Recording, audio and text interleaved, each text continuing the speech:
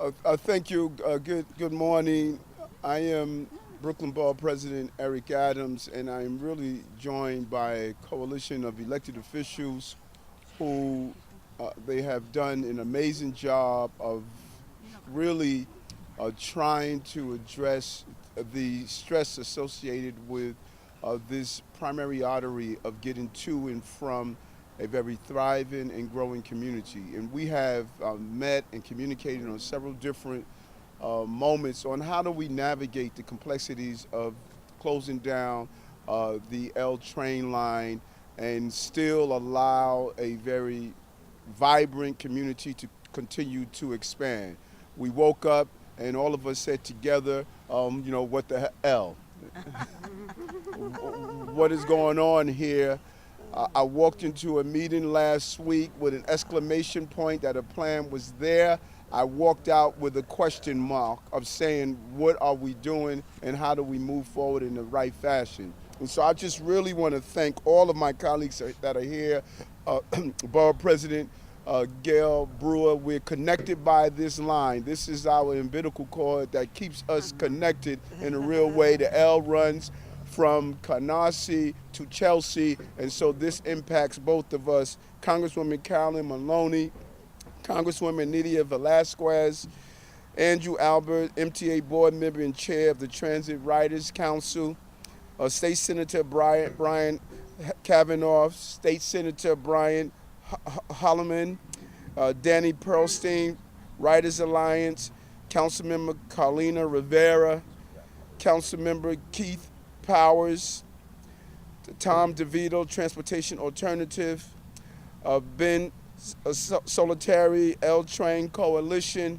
and we're also joined by the chair of the Transportation Committee. I'm always happy to see my friend, Councilmember Adonis Rodriguez, Joe Linto, the Dean of the Brooklyn Delegation in the State Senate, and District Leader Tommy Torres, and others who are here as well.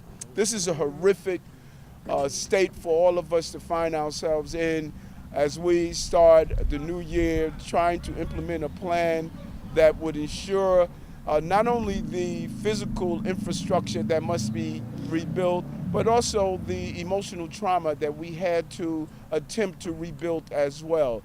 This artery means so much. People moved, changed their leases, businesses were impacted.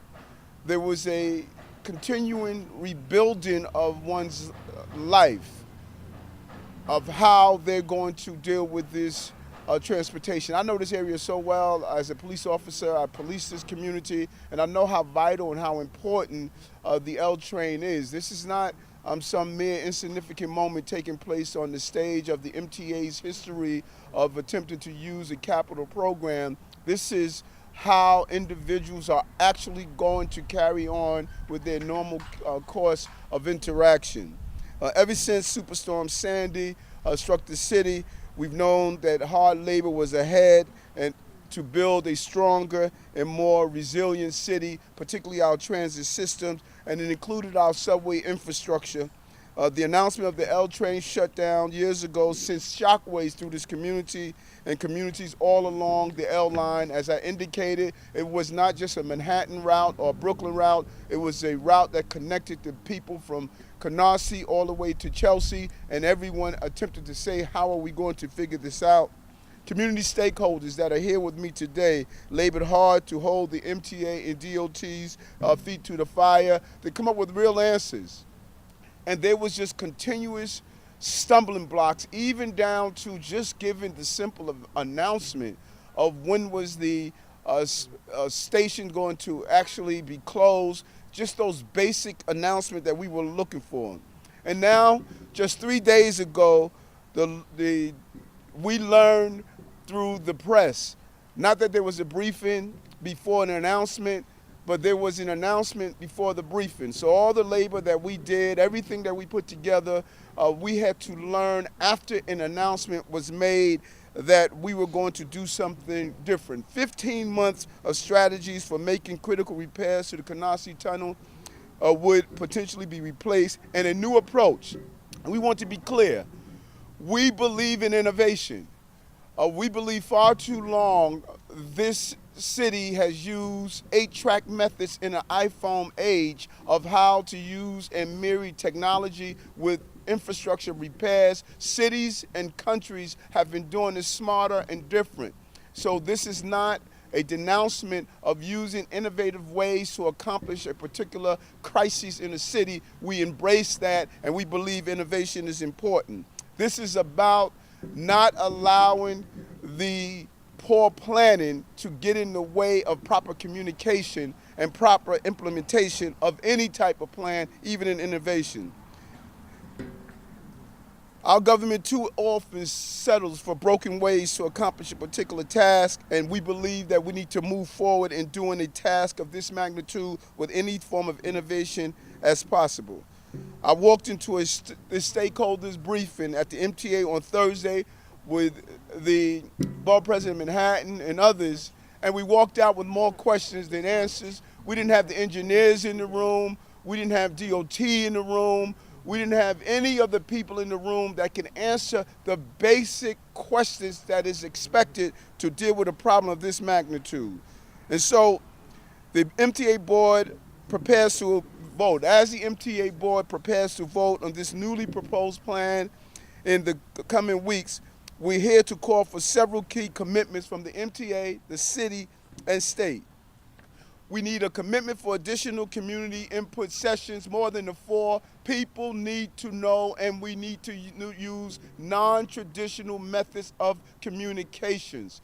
And there's a manner in which we believe it needs to be done. This can't be just simply a PowerPoint where we're throwing a few graphs and numbers on the screen. We need real communications on the ground and using community veins that leads to the major arteries of this community to give that vital information. We need a commitment to maintain the bulk of the existing mitigation plan that our communities have collectively labored so hard to put together. Some alterations could be done, we understand that, but for the most part, we need to consider the major impact of the shutdown. Still, whatever the plan is, it is important we see the maintenance of efforts such as extra train cars, free out of station transfers, alternative bus services, city bike expansion, new bike infrastructure, and additional ferry service. I heard at the MTA meetings there was a comment made, well, do we still need ferry service? You're darn right we do. It's just an opportunity to continue to expand on the use of our waterways. Let's use this as a teaching moment to figure out how do we continue to move New Yorkers. We need a commitment to reinvest in the city that any money that is saved. This includes the long-deferred ADA accessibility station improvements. We need a commitment of full transparency. This seems to be a foreign language with the MTA. Full transparency on the process leading to this change of course.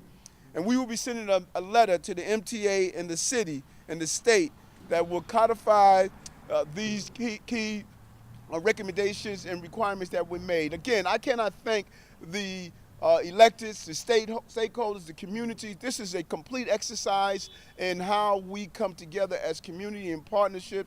Our congressperson and delegation that represents both these communities, the borough president, all of our elected officials coming together and coming up with real solutions. We started off last week with an exclamation point of rebuilding the system. We left this week with a question mark of uncertainty.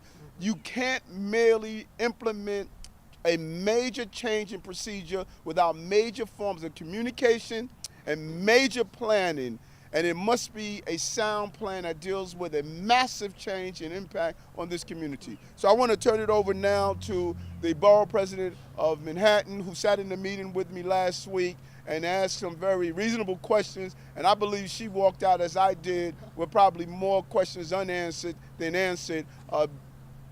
Manhattan Borough President Gale Brewer. Thank you.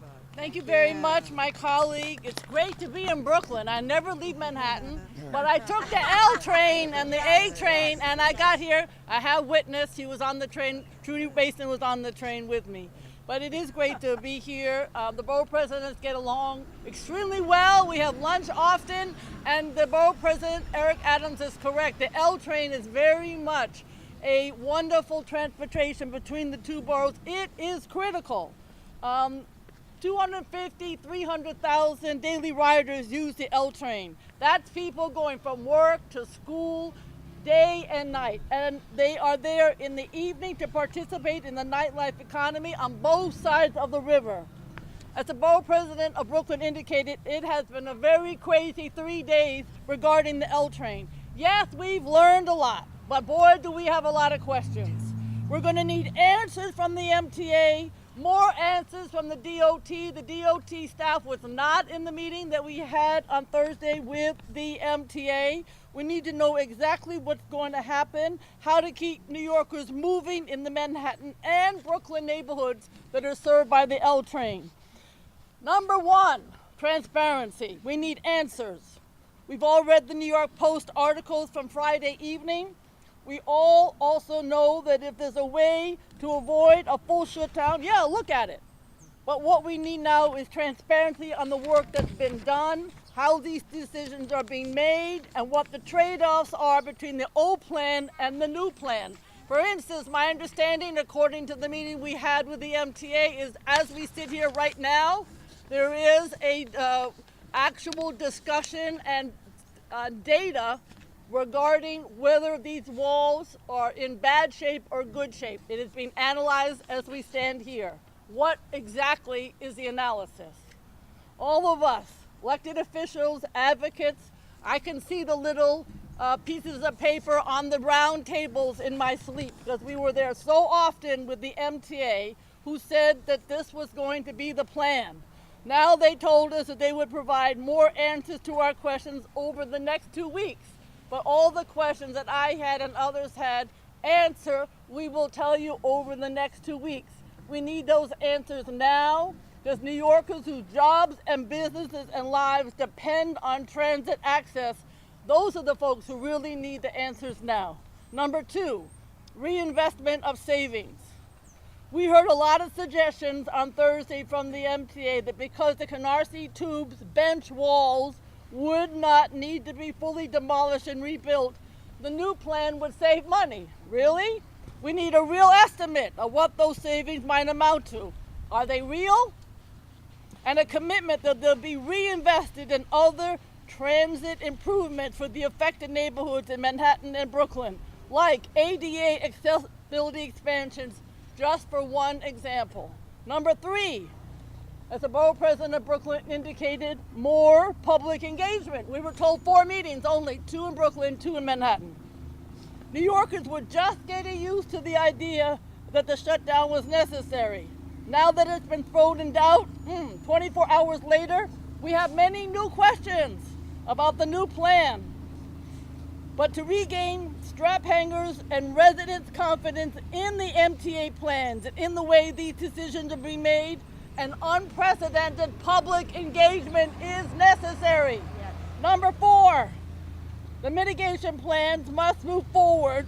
If the governor's plan happens and the L train does not fully shut down, it will still have dramatically lowered capacity on nights and weekends, and we had planned for that in the hundreds and hundreds of meetings.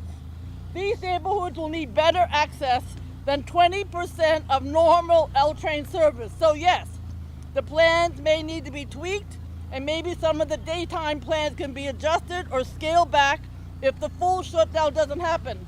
But a huge mitigation plan is still needed, including the ferry, extra buses, street design, traffic changes, alternate subway lines like the G, electric city bus, and anything else we can think of. We spent hours on 14th Street, for example. I hope the governor's plan will work, but it's obvious that we need to know more. We need to keep planning to do everything we can, no matter how this plays out. And I am calling, urging, and I know that the congressional members will decide that the Federal Transportation Administration mandate that there be an outside validator. Somebody tell us, is this the right cost? Is this the right suggestion? Are the actual tunnel, this part needs repair and this part doesn't. We need an outside validator to be sure that what is being proposed is actually correct, and we want the feds to mandate it. Thank you very much. Thank you so much.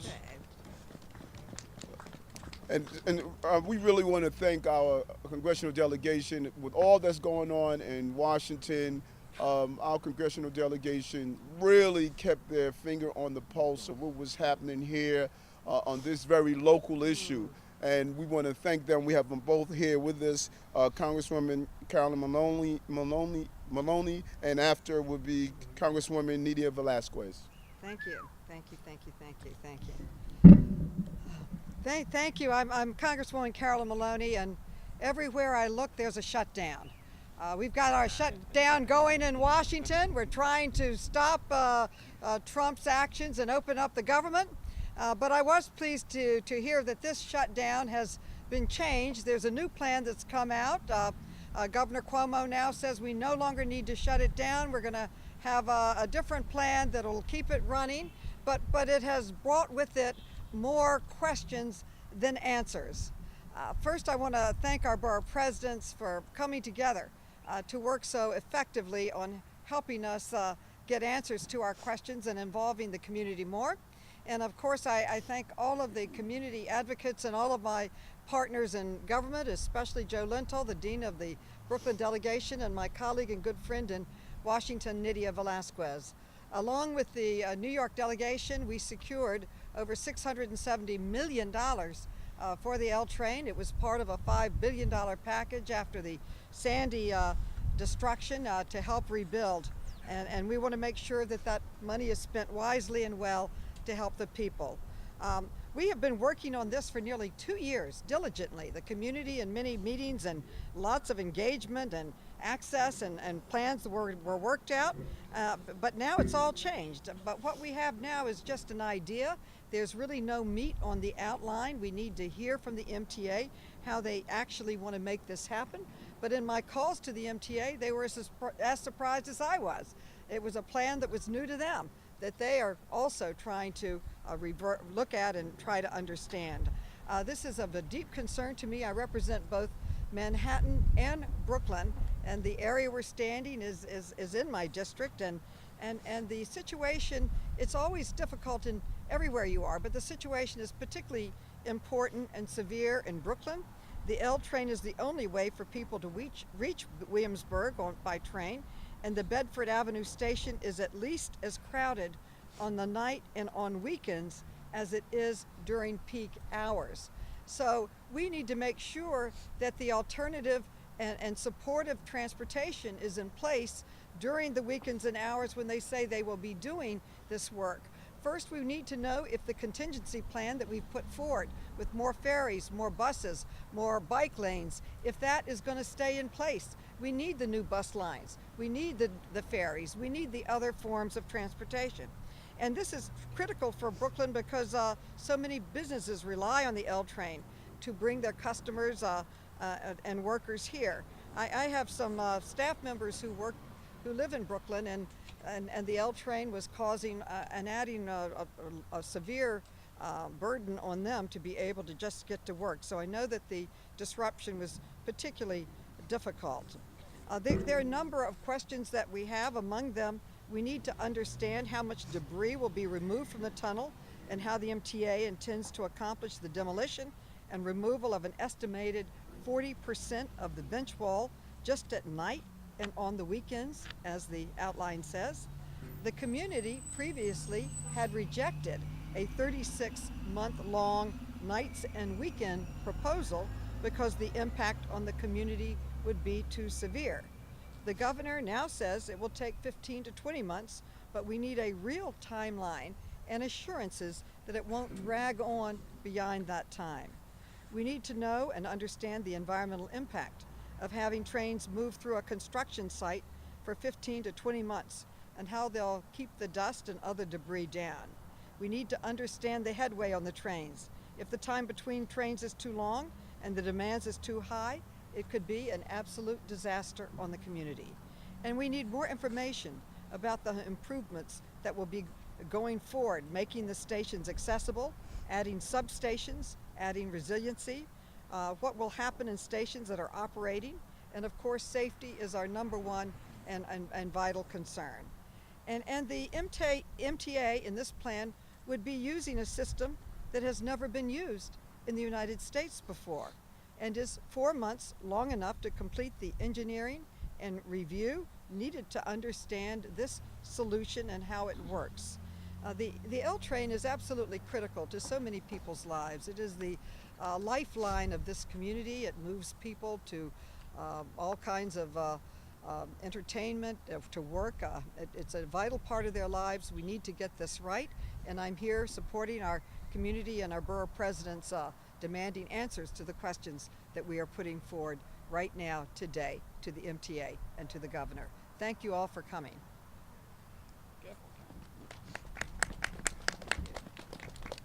Good morning, everyone. I'm Congresswoman Nydia Velázquez, and I represent both the L train in the Brooklyn side and also Lower Manhattan.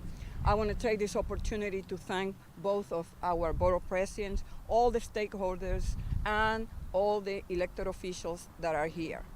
This is a very important issue. So the MTA is telling us, trust us. The problem is basically that we don't trust you. And so, how can we be told for years this tunnel will need to be closed, and then just a few months out, everything is fine? So today, we're going to make some requests going forward. Yes, we are pleased that there will be a that there will not be a full-on shutdown, but we need some assurances going forward. First of all, as it has been mentioned, we demand transparency, both about how we got here and how these next steps are being implemented. Let's remember there are people who gave up apartments they lived in for years in anticipation of this shutdown. Also, how is that the governor could come up with a plan that is infinitely superior to a plan it took MTA 3 years to develop? With all these questions, commuters are understandably skeptical. They want assurances about how this proposal will play out. So while I am optimistic, we need to be certain this is going to work out as planned. And I expect the governor to keep us appraised of every step of the way. After all, it is federal dollars that Carolyn, Maloney, and I secure for the tunnel's repairs, $5.4 billion to be precise. So we want to make sure we are updated, and equally important, those who use the L line are kept updated frequently and regularly. This includes taking into account those working families whose commutes are at night or on weekends. We need assurances that they have options under this plan as well. To that end, there were a number of mitigation strategies MTA was going to employ during the shutdown of the tunnel. Even though the tunnel is not shutting down, we still know there will be disruption. To that end, those mitigation strategies should be reviewed and, when it makes sense, kept in place to help ease with the closure of one of the two tubes. We also want to make sure funds are reinvested wisely. To the extent money is spared through this new repair plan, those dollars need to go back into the MTA system. However, in sum, this is still a positive development and something that will help thousands of commuters. So we will be monitoring the situation closely, but I'm pleased overall that we will not see a complete shutdown for 15 months. Definitely, the important part of this is we took almost 2 years of community engagement, of planning, of strategies, and we deserve the same respect in providing all the information to make sure that everyone in this community that is going to be impacted have faith in this proposal. But it is just kind of disrespectful after all the energy, all the work that has been done, that we will not briefed, that many questions were asked, were not answered, and that people left the room, that meeting, with more questions than answers. So we are demanding that the MTA and that the governor come back to us with precise answers to all the questions that we have. Thank you. Well said. Thank you. I want to bring up Andrew Albert, MTA Board Member and Chair of the Transit Riders Council. Thank you.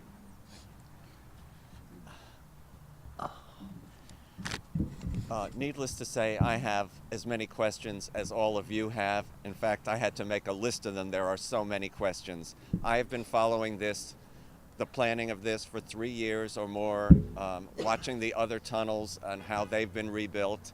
And we're blessed with an amazing transit system, but you really have to look after it. You can't let it disintegrate before your eyes. And unfortunately, over the years, between letting it disintegrate and now Hurricane Sandy, we've got these issues on the underwater tubes. I was really surprised to hear of this new plan. It did not come before the board. The board was not notified about this until the day of, where we received the governor's presentation. The technology is new, as others have mentioned. It has not been tried in the United States. It has not been tried in subway tunnels. It's great that it works in the really hot climate of Riyadh, Saudi Arabia, but what about in New York and our kind of climate? There's a lot of questions on that one. There were so many plans in place, as you're all aware. HOV lanes, ferries, buses, extra service on the J, M, Z, E, 7, G, extra length G trains, out of system transfers at Junius Livonia, Hughes Street and Broadway, 21st Street and Hunters Point in Long Island City. What happens to all of these? Nobody knows anything yet. Nobody's been able to tell us. I have heard President Byford mention that he would like to keep the extra length G trains, so at least we know that. And we know that the ADA at Bedford 1st and 6th Avenues are going to take place, the elevator installation, so at least we know that. But there's so many unanswered questions. Not the least of which is these experts that have come up with this new plan. Where have they been the last 3 years? Everybody knew this was coming. Everybody was involved in the planning. Community meetings in Williamsburg, Canarsie, Bushwick, Manhattan. Where were all these experts then? Why now, all of a sudden? We also don't know that the proposed fix, if it works, it's wonderful. Not shutting the line down sounds great. But how long is that fix good for? Is it good for the 100 years that the other fix that we've all been planning for would have been good for, and which the other tunnels that have been fixed are good for? Or are we going to have to go through this again in 15 or 20 years? We need to know what the trade-offs are here. We don't know yet if a new NEPA will be required. If a new NEPA is required, that will delay the entire process. So that's a question that we need answered. What about federal funds that have been advanced for this project? Will they have to be repaid? Who's responsible for that? How much is that? How much saving is there, as you've heard our electeds mention? No answers to that.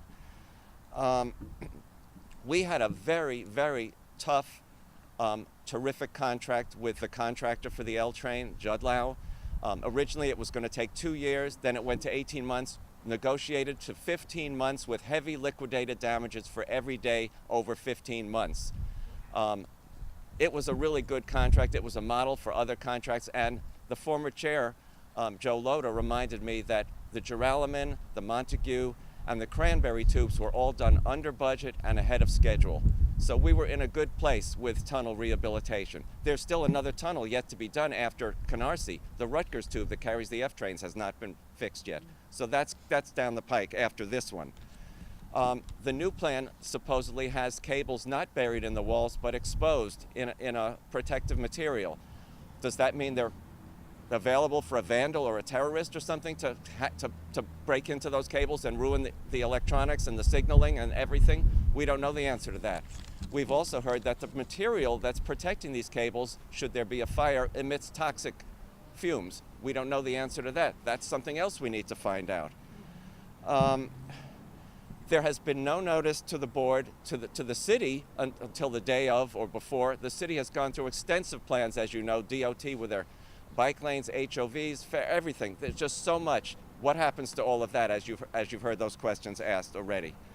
And not the least of which is, if a contract with a contractor can be just done away with a month or two before the project's due to begin, will anyone ever want to do another contract with the MTA? What does that mean for the contracting going forward? And then you've heard a reference to the L train service plan of every 20 minutes. Anybody that rides the L train knows you've got rush hour crowds at 11 and 12 at night. 20 minutes is going to be bedlam on the L line. You'll never get into a train. People will be holding doors. The dwell time will be unbelievable. What about the safety issue of a train that's normally running every 2 minutes, all of a sudden running every 20 minutes? So obviously I have all of these questions when this emergency meeting that has been announced, but I have not gotten notice of yet, is announced, and I will be there. I will be asking all these questions, and rest assured, folks, you know that I will be there representing your interests, because I'm the rider representative on the board. I don't have a vote, but I certainly have a voice, and I look forward to serving you and finding out what the heck is going on here. Thank you. Thank you. Our two state senators, both Senator Kavanaugh and Senator Holman. Thank you, Borough Presidents and Congress members. Thank you to Andrew, and thank you to the press for braving the sun in your eyes. I'll be brief. A lot has been said, and I'm a little bit sick. But I just want to emphasize 2 points. The first is that as of today, the MTA is proposing an enormous disruption in service. Night and weekend service on this line is an enormous disruption without any plan at all that they can articulate about what we're going to do about that. We have spent 3 years planning for a very different scenario, a very different disruption in service. And as of today, they are proposing about 100 days from now to take an enormously important line out of service without a plan about what they're going to do about that. The second point I'd like to make is that the MTA at this point has an enormous credibility problem. We heard about this a couple years ago, and everybody reacted with shock and horror. There was talk about the apocalypse. And gradually over time, the MTA convinced us that this shutdown was absolutely essential. It must be an around-the-clock shutdown for at least 15 months. Today, again, 100 days before they plan to begin the work, they're telling us it's not necessary. This community and many communities along this line have spent a long time grappling with the complexities of what to do with the proposed plan as of a week ago. And now they're being told that all of that work, a lot of that work may not have been necessary, and certainly the work that the MTA was telling us was essential in the tunnel is now not essential. There's a different kind of work that needs to be done. This plan has generated, this community has generated an enormous number of wonderful, important ideas for how to get people around. We need to make sure that first, to the extent this line is shut down, there is fully adequate alternative service so people, as Andrew mentioned, anyone who takes this train in the evenings or the weekends, as I do, knows that this is a crowded line at any hour of the day or night. We need to make sure there are a full range of alternatives so all the people who are going to be affected by this plan can get around as they need to. The second thing is a lot of the ideas that were generated for an around-the-clock shutdown are good ideas in their own right. The MTA has questioned whether ferry service is needed. The fact that this community has spent so much time designing an effective new ferry service ought to be seriously considered. We ought to look to maintain the best aspects of the full alternative service plan, even if the MTA takes the position that they're not critical for a partial shutdown. Thank you very much. Thank you, Senator Kavanaugh and Borough President Brewer and Adams. I'm State Senator Brad Hoyland. Wanted to thank my colleagues in government. I represent Manhattan, the entire length of the L train in Manhattan, like the Borough President, which is 60,000 riders a day in Manhattan alone. So this is an obvious, very big issue for my constituents. I don't know about my colleagues, but I have a bit of whiplash today. I kind of feel like we were planning a wedding for the last 3 years. You know, we had the the reception planned. We were courting our beloved, and we get to the altar, and not only does the groom run off, but you look and the guy next to you is you've never seen them before. So it is a shocking turn of events, needless to say. I will say I'm grateful for the governor stepping in, because the chaos that would have ensued, notwithstanding all of our planning, probably was insurmountable in many respects. But secondly, the way this process has unfolded, of course, is very disturbing. You have to wonder, when you get a second opinion this late in the game, why it didn't happen sooner. Who's in charge of this project at the MTA that they didn't look at this alternative sooner? I don't know about the MTA, but these elected officials behind you, we all asked the very same question. Did the tunnels have to be closed in order to pursue the reconstruction project? We were told absolutely, without a doubt. How did this turn of events come to pass in this fashion? I'll also say that with the questions that we're going to be asking moving forward, which are important ones, I'm very concerned about the environmental concerns, because the proposal, as you understand it, is that the trains will be running during the day, and at night dangerous silica and construction debris will be removed. What does that expose riders to in the morning when they return to take the L train? So there are many, many unanswered questions. I am grateful, though, that we have a battery of elected officials who are going to seek these answers, including a new Senate majority in Albany. And in Washington. That's going to hold the MTA's feet to the fire. Thank you very much. Thank you. Thank you. Thank you. I think it's just so important. So many voices were put together to put this plan together. We want to make sure those voices are heard, and also bring on Tom DeVito, Transportation Alternative. He's right there.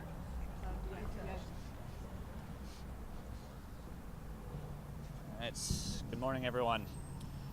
Thank you, Borough Presidents. Thank you, Congressional Delegation. Thank you, local electeds, for all the work that you've done on this issue over the course of the last 3 years. We're here obviously because the entire plan that we thought that we were working on really got thrown up in the air last week. And there are a lot of questions, as we've all heard today. I'm not going to go too much into that. The one question that we don't have is that we know that New York City is in the middle of a transportation crisis. The L train shutdown was a particularly problematic and difficult problem, but it was one head of many, many parts of this transportation crisis. The solutions to the transportation crisis, writ large, are more bus lanes, more protected bike lanes, longer trains where needed, like on the G, and these were all part of the mitigation efforts for this particular issue. What's not in question is that these mitigation efforts need to stay. They are part of solving all of these problems going forward. We need more of them, not just in response to the L train, but more widely in this system. As we move forward, we will be standing with all of the electeds here as we push to make sure that the mitigation efforts as proposed for the L train shutdown stay, and that more of these solutions are rolled out citywide. Thank you so much. Thank you. Thank you. Thank you. And represent on the Manhattan side, Councilwoman that's here, Councilwoman Carolyn Rivera. Got a fan. Hello, everyone. Thank you so much for being here. So my name is Carolyn Rivera. I am the Councilwoman for the East Side, proudly representing 14th Street. I actually have the most impacted L train stations that will be affected during the shutdown. And we are all here because there are lack of details, and there has been tremendous secrecy around this change. And so you've heard a lot about the resources that we poured into this plan. And since Hurricane Sandy, we knew we would have to make sacrifices. We were all prepared. And so we were fighting for people's homes, their livelihoods, their jobs, their commute, all of the things that make transportation the great equalizer. And we knew that this was also a public safety issue. But now it's become a public trust issue. and how this lack of transparency erodes public trust in government. And we are all charged with representing communities and making sure their voices are heard. So when we put years into this process and then we're suddenly told that it's going to change with maybe an hour to prep, with maybe 20 minutes to really convey to our constituents what is happening with no information, it really doesn't show the type of collaboration that we have taken a lot of pride in during this process. And we are angry and we are demanding answers. And so the MTA and New York City Transit has told us, give us time. Give us a week, give us 2 weeks to give you more information.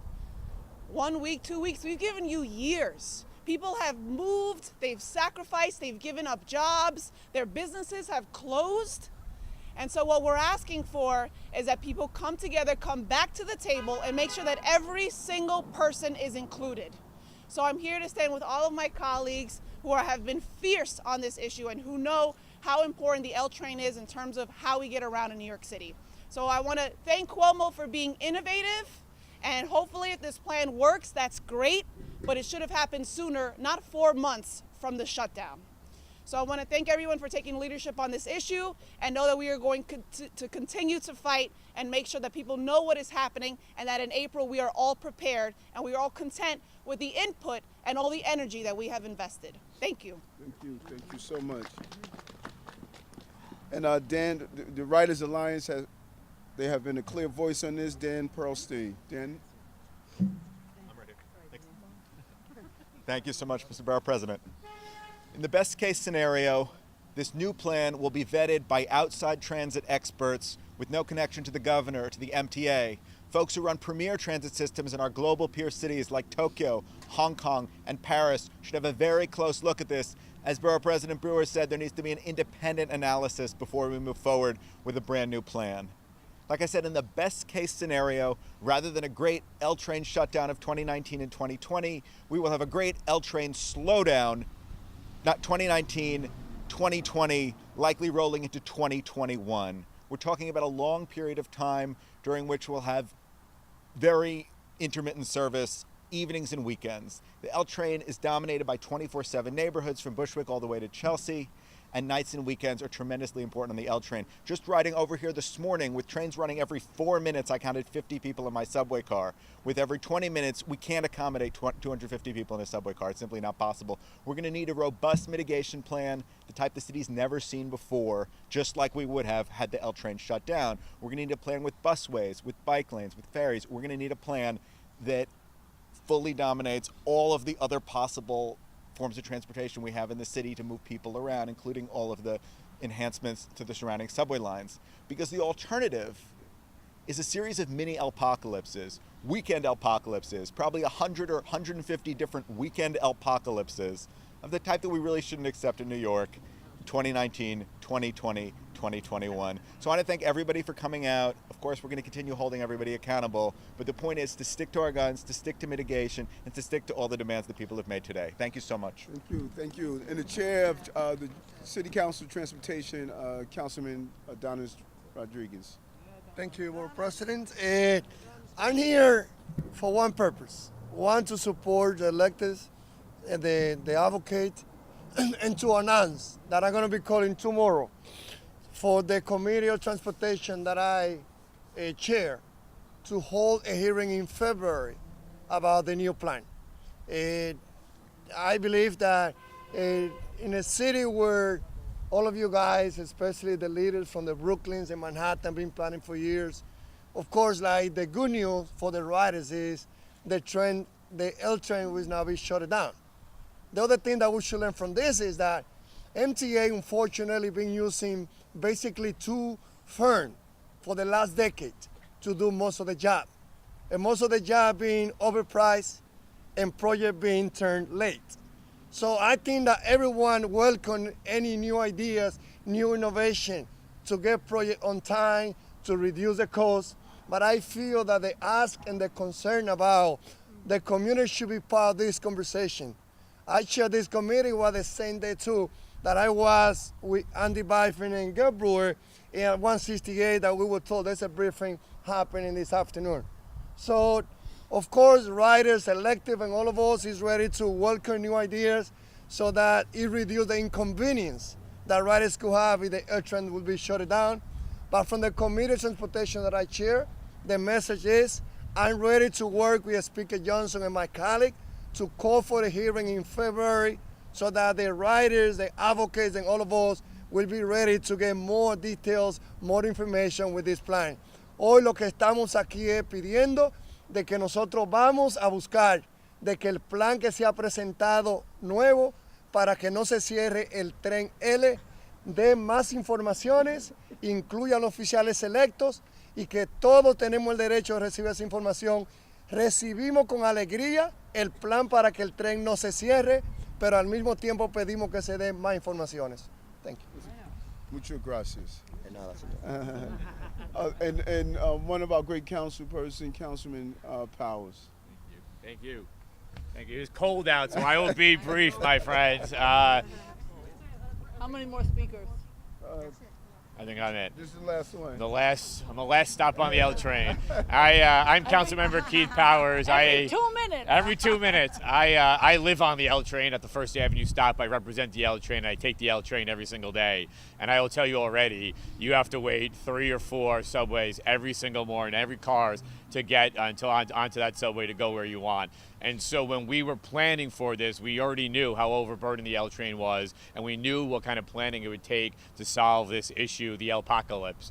When we found out just the other day with no notice that the plans were changing, I think we all were, hopefully we're hoping that we'd be relieved, but I think we really all ended up with a lot of questions. And I think as we stand here today, we still are looking for answers to many of those questions of how are people going to get around, what is the work going to look like, and for many of the people that I represent, they are living in a construction zone on First Avenue and 14th Street, and they want to also know, will life get better for them as the construction changes and as the contract gets renegotiated and as the plans are developing and still being developed. So I want to thank both the borough presidents, all my colleagues, for being quick and on top of this to make sure that we're asking questions about this plan, not just saying it's great and we hope it works, but we actually figure out how it's going to work and what we can do about it. So with that being said, I want to thank everybody, and I look forward to taking the L train back to Manhattan, hopefully 2 minutes. Thank you. Thanks so much. Thank you. And really, it was just important to get all of our colleagues and advocates together. Together, we looked at this process and came together to find solutions. Our congressional delegation identifying the $5 billion needed to make this improvement. We cannot under or over indicate of how traumatic this experience is. Superstorm Sandy destroyed the infrastructure of our communities, and it was a surprise hit of how devastating it was actually carried out. It should not be a surprise on how we repair the system. How do we make such a major announcement and the elected who have identified the funding, who have put together the mitigation plan, who has been part of this process, how did we find out by surprise and not took the same level of dedication and commitment to bring us in the room, prepare us so we could go back in our communities? And that is what is alarming and concerning to us. Hooray that we're able to keep the tunnels open if the science proved to be successful. But we cannot take away from how do we ensure communication is done in the MTA. Not only are the speakers broken in the system, but it seems the communication out is broken as well. And that is why we're here. This should not have been a surprise. We're open to any questions at this time. I guess first generally, are you worried that whenever there's going to be another impactful infrastructure project that people are just going to look back at this situation and be like, this doesn't have to happen, or anything like that? And then secondly, there's a lot of talk about continuing the transit alternative proposals. I have a question for Gale Brewer. Do you think the busway should still happen? That was a contentious point. Well, I think on 14th Street, the busway had been worked out, and of course, the people are concerned on 13 and 15 about the traffic mitigation. I think it's one of the questions. I like the idea personally because I want to see more alternative modes of transportation, but it has to be discussed. In the first part of your question, yes, I think that we all pushed and stated that the tunnels had to be closed. They had to be closed. This is what we were told. And now this raises questions whenever we go into the crevices of our community and tell them that this must be done. We used our credibility of a very difficult conversation of closing. This is what we told it had to happen. And we were not brought back in the room and stated that, listen, this is not what is going to happen. You can go back and start communication, just the opposite. We woke up thinking that we were going to have a period of hell in transportation, and on Thursday, we left that meeting saying, what the hell? How did this happen? Why did it happen? And why were we not communicated better? I have a question for Congresswoman Nydia. When do you anticipate to find answer from Governor Cuomo with all these questions? And will the politicians guarantee that it sounds like 15 months is not going to be the finish line of this L train apocalypse, but rather maybe 2 years or so? Will the politicians guarantee that the MTA will not increase the fees of our subway? Well, don't ask me that question. Ask them, and public pressure must be part of this equation. Of course, we want answers from the governor and the MTA. The same way that they came up with this proposal without having community engagement, elected officials engagement. You know, we fought long and hard in Washington to get the Sandy money, and we always request community engagement. The community knows better. They have provided incredible ideas, and we reject this effort and this notion that the governor and the MTA got all the answers, because we have been there so many times before. And we will be sending a letter, at least I intend to send a letter, working with Carolyn Maloney, to the MTA and to the governor. And we will use every tool that we have at our disposal to make sure that this plan is vetted, that is confirmed by the experts that this will work. We have gone through a long process of uncertainty and the lack of transparency, and we reject it. So we will demand answers, and the sooner the better.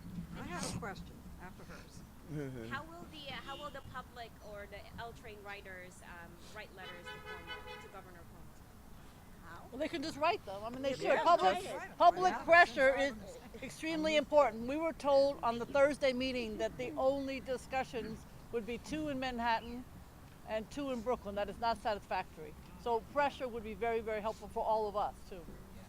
Okay, well, I can certainly say that there's going to be 2 more, because our city council is going to be having a hearing. And my question, and we could call for a federal hearing since the lion's share of the money is federal money. Now, the FTA, every time that you have a transit plan, they have oversight. They do conduct the oversight. And is the oversight from the FTA on this plan sufficient, or are the borough presidents calling for an additional oversight? I'm That's calling my for question. additional oversight. Okay. I have a question about that. So you've asked for independent validation. Yes. Who would do that, and might that risk pushing the project back, and for how long? I don't know if it would. I don't know that it would delay the project, but I think that the folks at the MTA might appreciate it, and I think that it could be done quickly. Look how quickly this was announced. There are people who have expertise, as you heard earlier, from other places in the world, and could quickly come in. We need somebody from the outside to be a validator, and I don't think that we have that right now. So just to riff on that question, would you be comfortable pushing this back if you need more answers? We would have to have a discussion, amongst ourselves. I don't want to make that determination, but I do want an outside validator. A question for the state lawmakers that are present. Is there anything that needs to change within the structure or the culture of the MTA to prevent something like this from happening again, whether they missed this or screwed up evaluating this years ago? What needs to change within the MTA, and what kind of legislation could be proposed in that respect? So before they answer that, and I want you to answer that to state, but I think it's important to point out that everyone was surprised. When I sat in that meeting on Thursday, the MTA officials, Andy, they looked like a deer caught in headlights. We all were surprised. And I think that it is, as the Congress delegation stated, I think it's disrespectful to bring us all together to devise a plan and to allow all of these officials to be caught off guard. This is not how you govern. We can't govern by being surprised. And so the criticism is not so much on the MTA for changing the plan.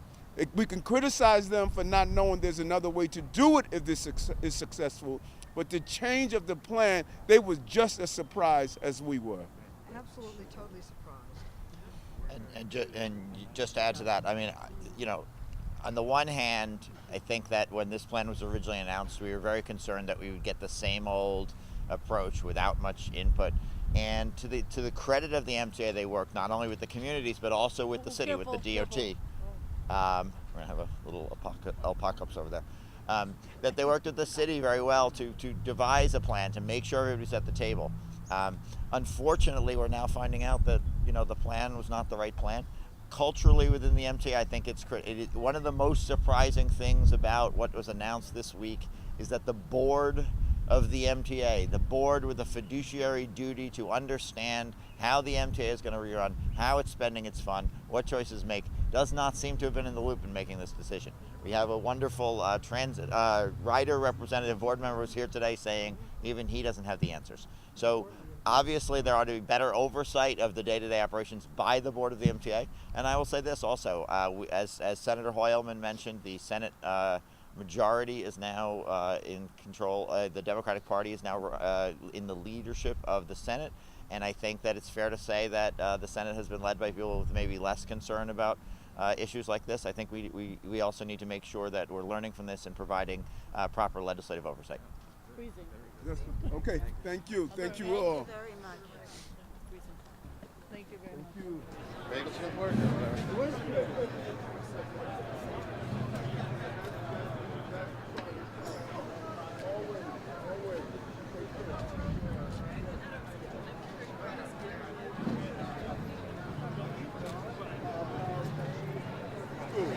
So many, you're gonna come to 1,000, but we try to